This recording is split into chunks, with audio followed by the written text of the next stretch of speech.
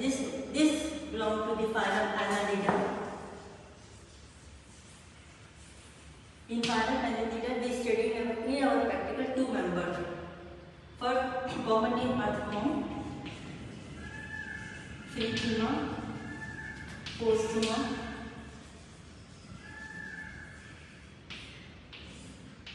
scientific name, and the common name is earthworm.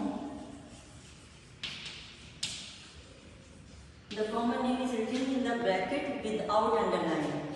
And the second member is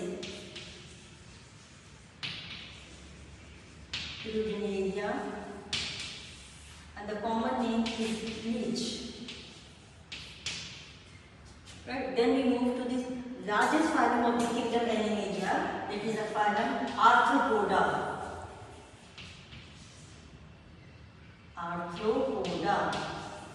Arthro means jointed, poda means appendages. They are jointed appendages or jointed leg. So in this phylum we study the member from the class Crustacea, and the member is prawn. We study the common name prawn. Then we study from the class Insecta. In class Insecta, we study the Apis dorsata,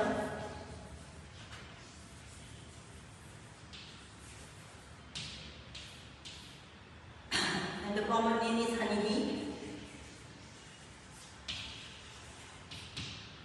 I am rubbing this one.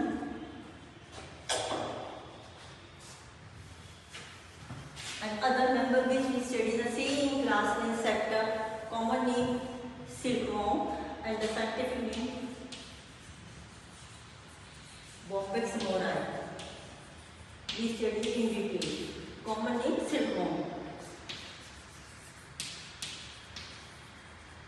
Then we study the next phylum, having the largest number much below the phylum Arthropod, that is the phylum Mollusca.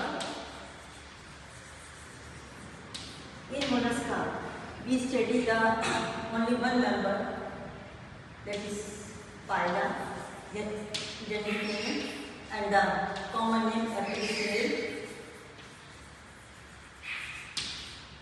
Then we go to the highly evolved invertebrate group, and the last member of the invertebrate phylum is the phylum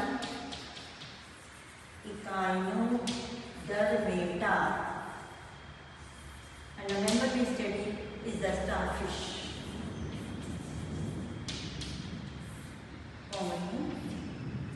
So all this, first today we deal only the invertebrate group. All the invertebrate group we have studied in our practical.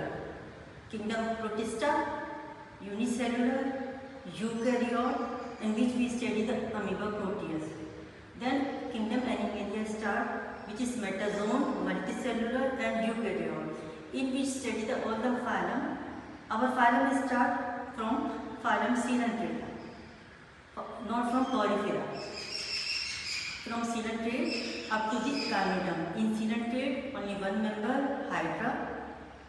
Then in the order of evolution, other phylum is Platyhelminth, in which we have only one member, Fasciola hepatica, which is the parasitic form.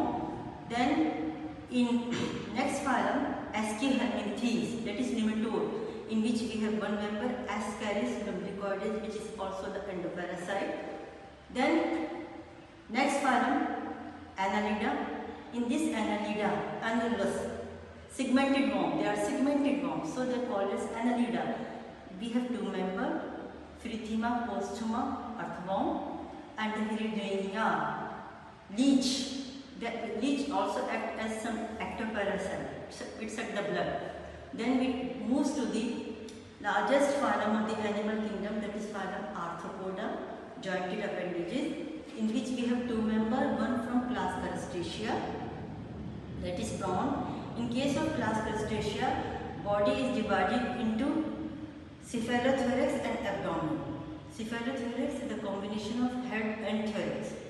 Then we move to the Insecta, class Insecta. In class Insecta, there are three divisions: head, thorax, and abdomen.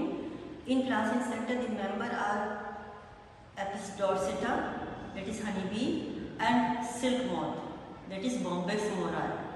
Then we move to the second largest phylum, phylum Mollusca, in which we have only one member, common name Apis snail, and the scientific name is Phylloglobusa.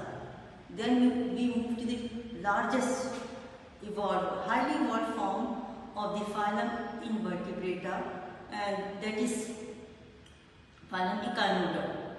In Echinodermata, we have only one member in our practical Asteriasis, that is a starfish, where the arm is divided into, it has 5 symmetrical arms. So it is called starfish. So give the resemblance of starfish. So it is called starfish. So this is the revision of invertebrate group, right? So all these specimens are placed here. You go one by one, observe all these specimens which we have studied earlier. I am here. You have any problem, come to me. I solve your problem. Just start your revision work. Or this is the remedial classes. Just start your remedial classes. So thanks. I am here. Continue on the next time.